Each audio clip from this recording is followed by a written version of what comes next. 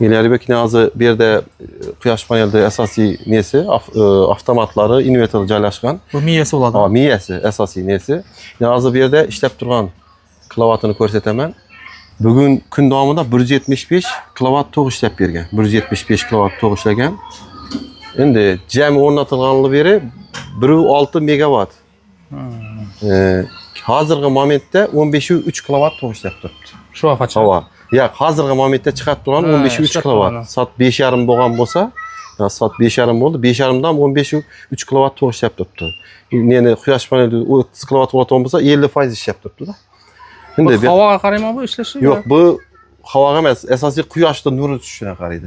Bu yerda yana avtomatlari o'zgaruvchan to'qtiki, PV hammasi ko'rsatilgan yana DC avtomatlari bu yerda yana bu pojarniy avtomati, ya'ni bir yong'in chiqsa, ne bo'lsa, shunday xavfni bartaraf etish uchun qo'yiladi bu narsa. Bu ko'p sevadi, ha? Ha, Buni yongan vaqtda buni saqlash uchun. Saqlash uchun shu yerda bu invertorga o'tmaydi, shuning uchun bezopaslik uchun qo'yiladi. Uni ishlash funksiyalarini ham ko'rsatamiz. Bundan tashqari yana zazimlenamiz ham qilingan. Zazimlenamiz ham bu misdan bo'ladi, 2,5 metr qoqiladi pastga. Buni ham nesini ko'rsatib o'tamiz. Odamga xavfsizlik uchun-da bu. Xavfsizlik uchun. Bezopaslik uchun qilinadi. Hamma narsa mis kabeldan foydalanadi. Avtomatlarimiz ham shu mis kabel uchun mo'ljallangan avtomatlardan foydalanadi. Zazimlenamiz ham mis bo'ladi.